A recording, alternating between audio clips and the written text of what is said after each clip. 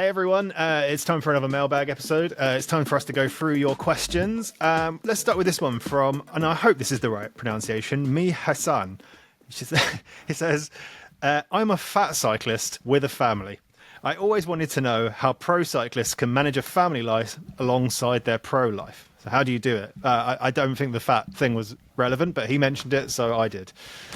So how did you manage to keep your family life in balance when you're at races and you're away for a long period of time? Was it difficult, and how do you overcome that? Go ahead, Jensy. Let's hear it. Well, so when I met my wife, I was still a little and young amateur, 1994, right? So she knew me as an amateur with training camps with the national team back then and racing back then, like weekends or 1 week races, like, some national tours in Germany back then. So she knew nothing else but that. And then you grow with the challenge. It's one child. Yeah, okay, I can deal with one child when you're gone for a week and so on. When I turned pro, I moved to France, and then, I didn't see her that often because I was on a very, very, very little contract. So I couldn't afford tickets to go up and down or fly her down. But we did see each other when we had races in Germany or for the Tour de France, for example. She would come over. And also what made it really easy and clear, we were these old-fashioned family model, one income, and it was mine from the cycling. So the choice would have only been I would have more time for the family, but we would have had less money or no money, but more time. So we tried to make the best possible compromise of me traveling. I took her with me if I could. And sometimes then, we just had to bite the bullet and don't see each other for a while, actually. But it was always my job. She never knew anything else, Stephanie, my wife. And so that's how we have been growing together. For this particular case, maybe try to tell the wife and the family that if you get the permission to ride, let's say on a Saturday for like 3 hours with your friends, you be more relaxed, more happy, healthier, and therefore you would live longer and you have longer time for your children and your grandchildren. And you would be so in love with your wife and the family for them giving you the permission to have 3 hours for yourself, that when you come home, you are actually a better father and a better husband. On the other side, to start the process successfully, you should actually get up at 7 a.m. on a Saturday and doing some pancakes or some omelette or get fresh bread rolls from the local bakery to make the wife and the kids happy. Taking and giving. You give something to them, and then you hope they give you these 3 hours bike riding for yourself and your health. So everybody is happy and everybody wins. Yeah, very well said. The only thing I would add is that it's honestly a miracle how we used to do what we did. We would get up at 8, make some breakfast, kind of walk around the house. I always met my training group for training or left for training at 10. And then it was 3 to 5 hours, 6 hours. And then I'd come back and have my shake, do a little stretching, and then take a shower and a nap. So like that day gets longer and longer and longer. And I don't know how I used to, fit in, going to the store, cutting the lawn, cleaning the pool, taking care of the kids. So yeah, I mean, it boils down to the wives taking on a massive role. Now I'm lucky if I can get out for, 2 hours during the week, and I don't really want to ride that much longer on the weekends anyway. But I honestly think back to those days where I was basically doing what I wanted to do all day long. And then I was just there, from 4 until 10 o'clock at night before I went to bed and woke up and did it again the next day. But to this gentleman, I would definitely suggest that you don't need a 3-hour window. Like an hour is good enough, especially with all the great indoor training platforms now. And you'll never regret the ride that you didn't take. Even if it's 30 minutes, you're going to get those happy hormones popping and you're going to feel better. And like you said, Yenzi, I think you're going to be happier, you're going to be a better husband, you're going to be a better father. But finding those little windows of time, I think, is important for everybody. Jens, you were probably like me. I wouldn't even think of putting on my cycling kit if it was for less than a 2-hour ride. Now, like, even if I have 30 minutes or 45 minutes or an hour, I'm like, wow, it's worth it. It's absolutely worth it. You know, you barely get a sweat going, but you come back feeling a little bit better. So, yeah, it wasn't easy. It's not easy, but you just have to find those little windows and, minimize those wasted minutes, because you could sit there and act like, hey, I want to go for a ride. Oh, but I shouldn't because I have to do this. I'm going to scroll through Instagram, or I'm going to check my Strava. Just get out on the bike. Just knock it out, get going, and you'll never regret that ride that you took. Just on that, you sort of mentioned, both of you, the role that your partners had. And we often hear riders talking about, how their partners are part of the support network and they do a great job of looking after their family, whether men or women. I think that the thing that I'm always interested in is kids, because your partner is a similar age, a similar maturity, and they understand things, but kids kind of don't. And when you're not around for birthdays and Christmas, and you couldn't do a Skype call or a WhatsApp call with your kids back then, and they couldn't see your face. Like, how did you get through those big birthdays and events that you missed, school things that you would normally be able to go to? Well, just quickly to add on to Bobby. As a matter of fact, I just came off a 30-minute bike ride. I just felt like an easy spin before the night coming around. So I just had a 30-minute easy spin.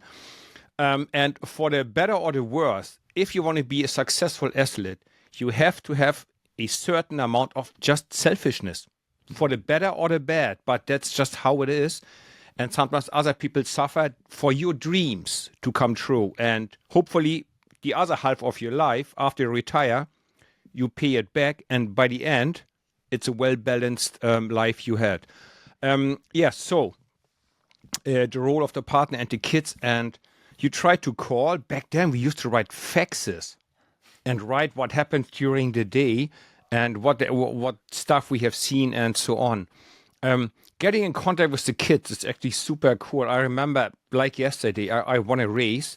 And I called a family, and my daughter picks up the landline or the home phone. And I thought, hey, Daddy won a race today. And she said, yeah, and I did a somersault forward today. Like, for her, that was so important to tell me that I actually went, you know what, winning the race is good. But yeah, she has a life as well, my daughter. I was always trying to get out of my way to keep contact with them. I used to, even for longer training camps, I used to write postcards. So just that they see I am there and I try to be still part of their life. And on the other side, also we have to say, the cyclist Sunday is the Monday. Sunday you race, you're tired. Monday you train very little, just a little bit active recovery, spinning the legs. So you do that from 9 to 12 or from 9 to 11:30. And you can get the kids, pick them up from school and just go out for ice cream with them. So you try to make up in the time you have together with them. I only have 2 daughters. I don't have 4 daughters and 2 sons for a total of 6 kids like you have. And I think it was that night time together at night that I tried to profit from. They'd be at school at 8:00. My wife would normally take them to school. And then, my training was over, so I'd be able to pick them up most of the time. We'd have dinner together, just kind of hang out. I don't think it was too bad, but this may not sound romantic at all, but my wife actually planned the 2 pregnancies so that the girls weren't born during the Tour de France. So Olivia, my oldest daughter, she's born on September the 14th, so kind of almost at the end of the season. I think I was at pretty much every single one of her birthdays. And then our youngest daughter, Chloe, on October 3rd. So we stayed out of that, we tried to keep those special days special. And of course, Thanksgiving, Christmas, New Year's Eve, those were all in the quote unquote off season. So we didn't miss many of those days. The real thing for me with the kids, though, was making sure that they were on the same continent as me as much as possible. We moved to France. We bought a house in France. They learned how to swim in the pool in our house in France. They had a trampoline.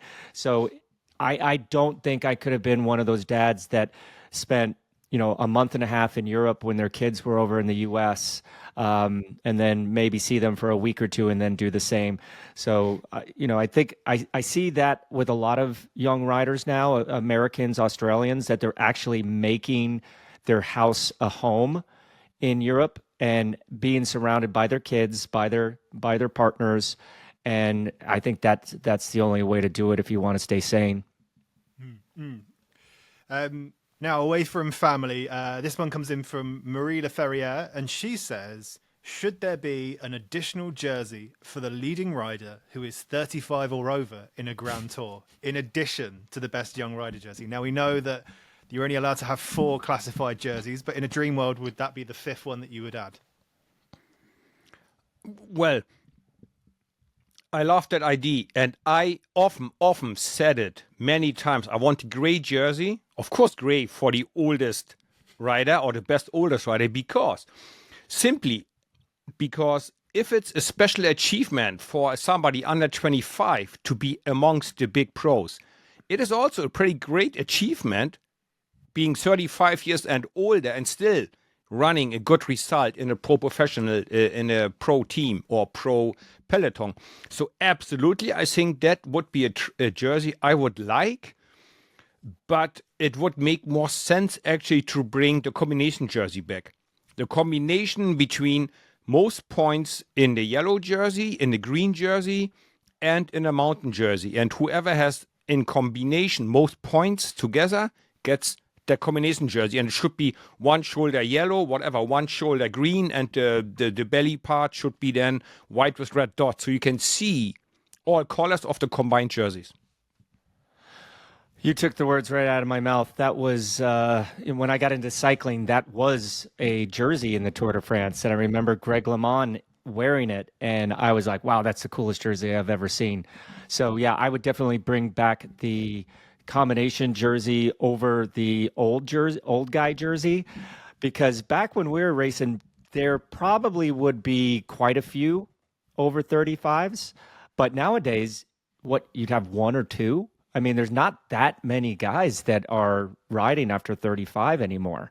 So yeah, let's bring back the combination jersey that was one of my favorite of all time when I started. I think maybe for 2025 on the podcast, we'll start tracking it to see who's in the lead at various different points, and we can make a thing of it. But yeah, that's a good thought. Jens, when you're commentating on races for 5 or 6 hours a day, what does your prep look like? Do you sit all day by yourself? Do people bring you food and drinks? And do you stand up when you get excited? And that's from Liz Bernstein. I would say a little bit of all of that. When smaller races we do here in the office or like the outside office for Eurosport in Berlin. It's basically my friend and colleague's house, and he converted one room into a studio. There I bring my own food because I sit there forever. Normally it's a 20-kilometer bike ride to go there, about 12 miles. So I go there by bike. Bring a thermo box of coffee and sandwiches and whatever, chocolate. I actually insist on Milka chocolate. It has to be Milka whole milk chocolate, nothing else but that. And sandwiches, an apple or an orange. And then, yeah, it's hours and hours. And if I'm connected with another colleague who sits near Cologne, we sometimes would have a Zoom call, so I could point him that, hey, I'm eating, don't talk to me, I'm chewing. Or even 5 or 6 hours live, you gotta go and use the restroom at least once. So then you send a quick WhatsApp to your friend, hey, don't talk to me for a minute, I need to go quickly, and I text you when I'm back. Yes, I do get excited, yes, and I do get off my seat when I see like something extraordinary happen. I wish my German colleagues would be more like me. The Brits do it really well. Rob Hatch, his voice is going faster and higher when it comes to the final. Every time I get too excited, my German colleagues look at me. Like, as if I'm suspicious, like almost as if they want to tell me, hey, Jens, if you want to laugh and have fun, go down to the basement of the house. We don't want to see any laughing at the working place, please. So I wish I could go more out of me. When we at the main office at Eurosport Munich, then yes, people would bring you food and drinks. Yes.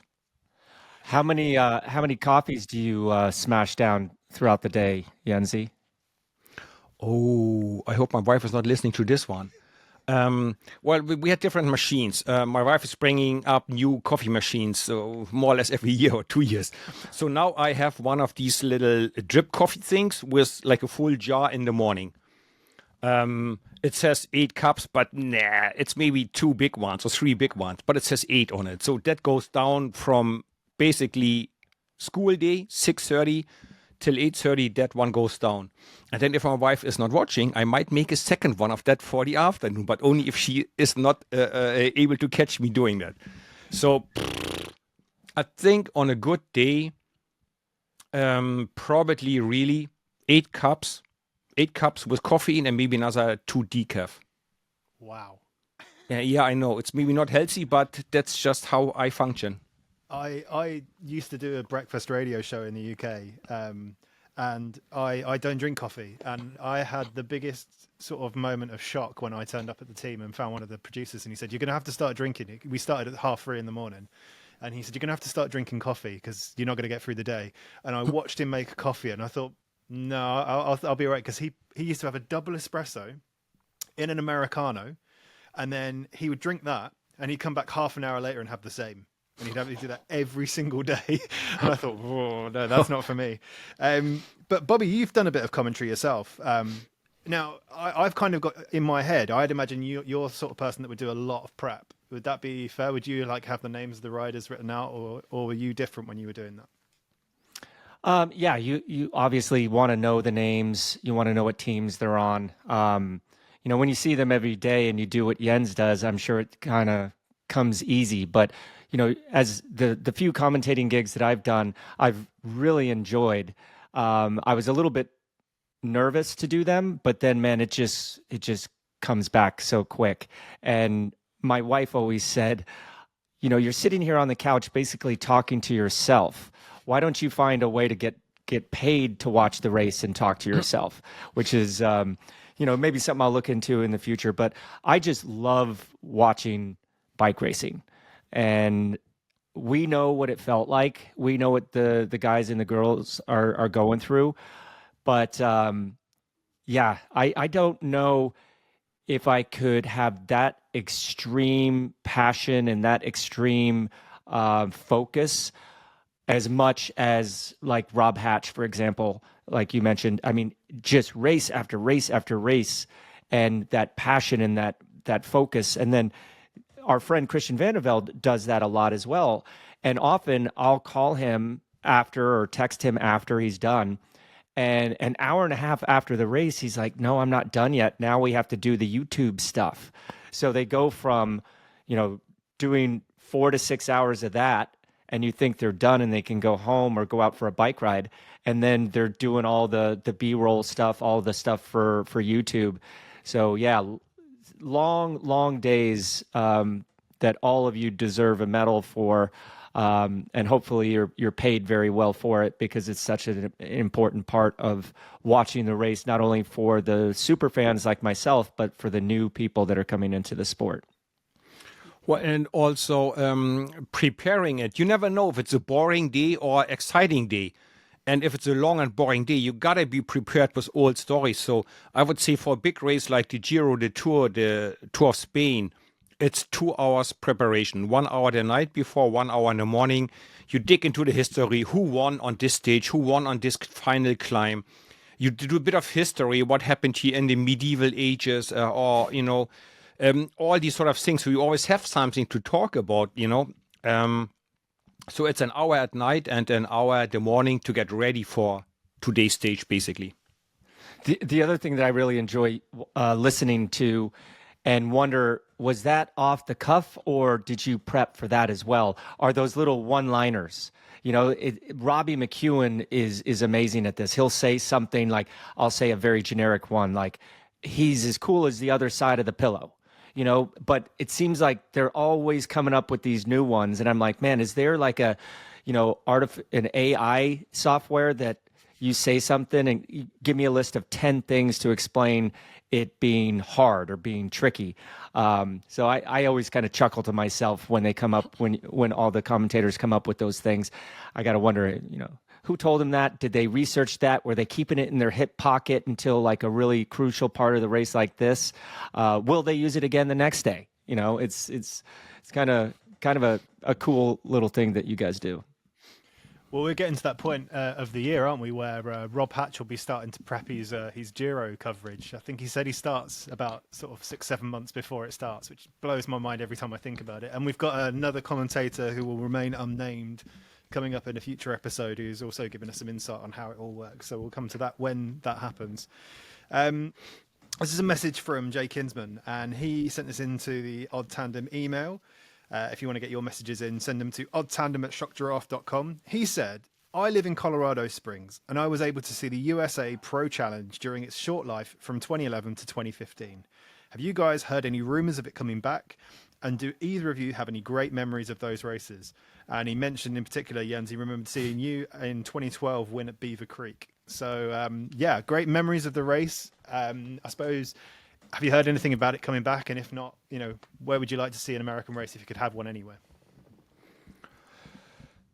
Yes, great memories. I had a good stage win there. And probably the coolest part was that Lindsey Vonn handed me my prize on that day. I mean, the legend Lindsey Vonn handed me the trophy, and I had the chance to kiss her on both cheeks. And it was just fantastic. Like, she's an absolute legend, and I was starstruck. The race coming back, and no, unfortunately not. I believe it's largely a budget problem. The fans loved it. The cyclists loved the racing in the US. I mean, I have done Tour of Utah, Tour of Colorado, or whatever, US Pro Challenge, California, Missouri.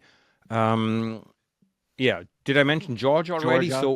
Georgia. So it was 5 different ones I did. I loved them all. I saw a lot of fans. We probably would need bigger TV time to attract the sponsors or some government funding, because I believe it is just really, really expensive to close roads. I believe that 1 or 2 times we passed the Golden Gate Bridge with the Tour of California. It must have cost a fortune to cross that bridge just for us and pay the fee to pass it. So I believe it is a budget problem.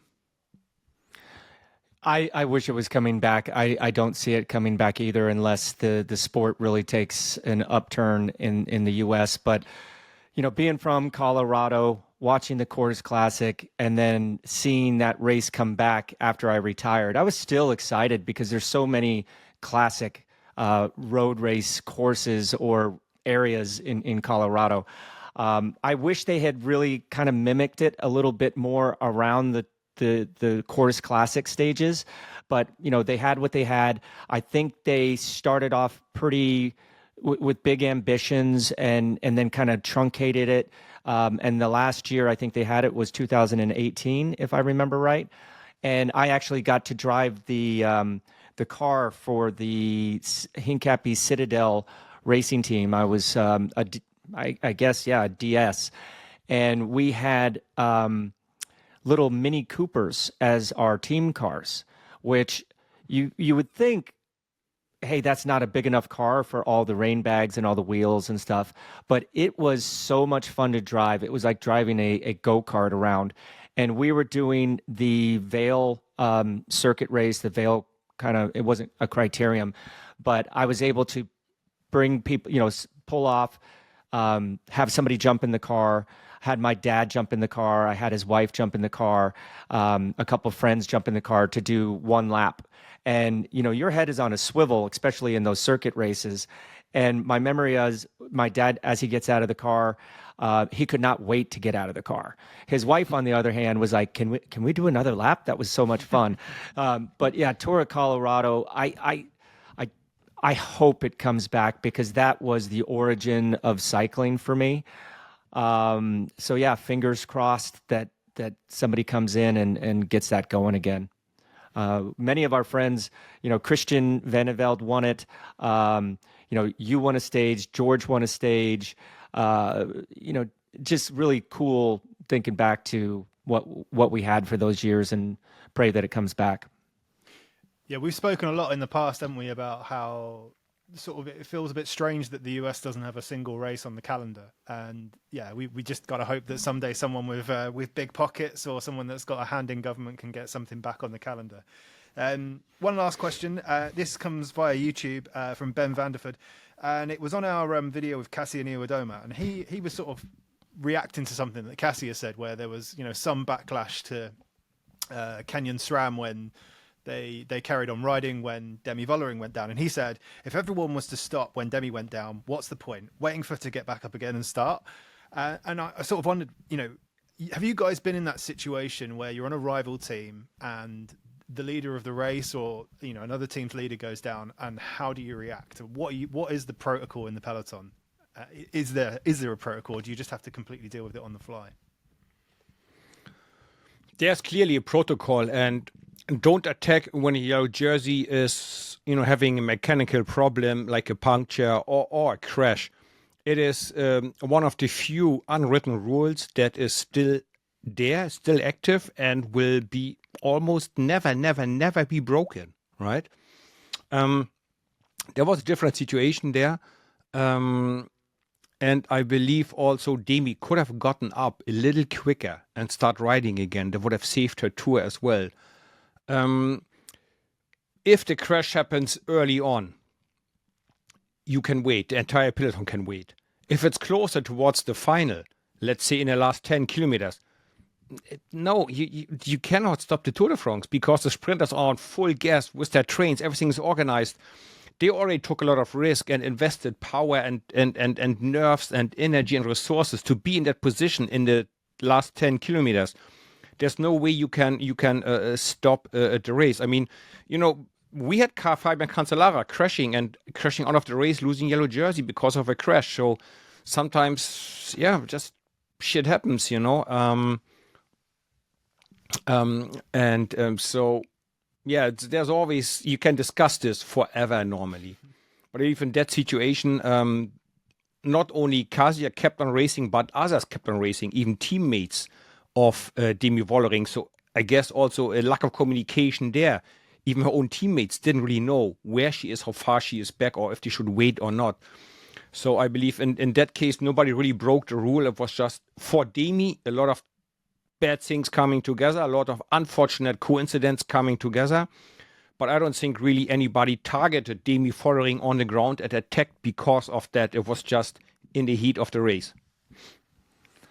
Yeah, absolutely. There was nothing to do there. But, when, 50K from the end, 40K from the end, 30K from the end, maybe.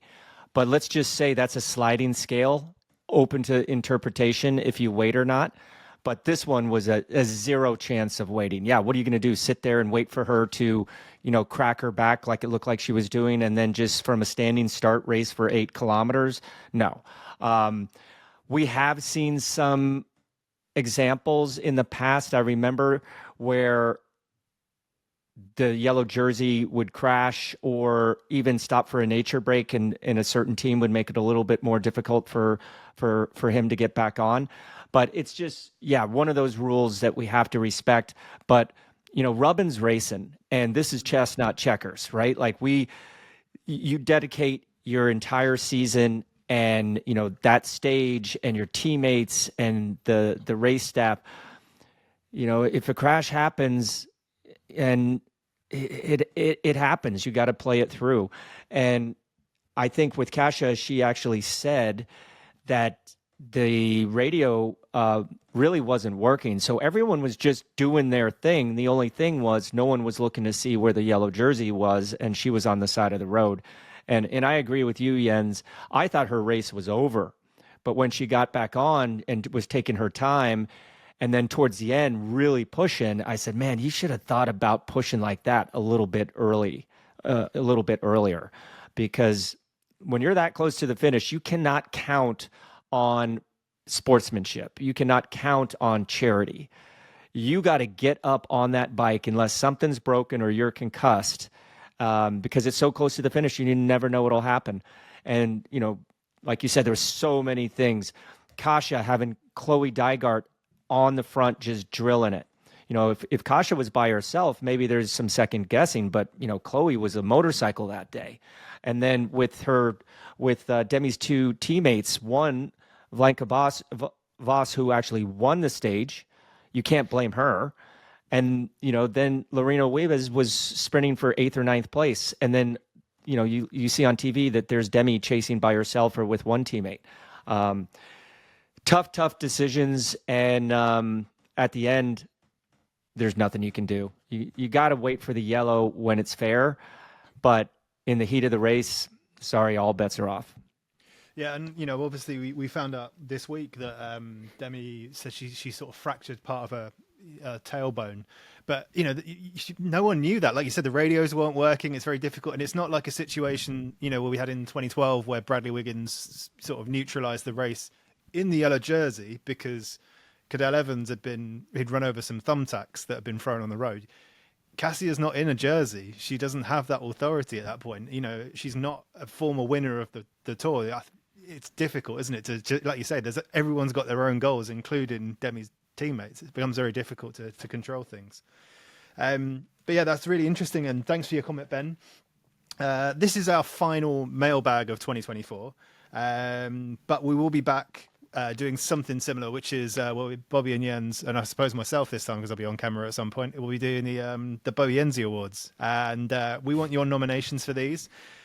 So if you've got someone that you think is deserving of awards, let us know. We'll send out a mail shot. I think we'll probably do it on Patreon. So anyone can join in there. But we want your nominees. We want the people that you think deserve an award. And just get in contact. And for the meantime, start sending you messages for the 2025 mailbag when that opens up again. So as always, Shock Giraffe is where you need to send it. oddtandem@shockgiraffe.com or any of the Odd Tandem social media channels. But until next time, thank you.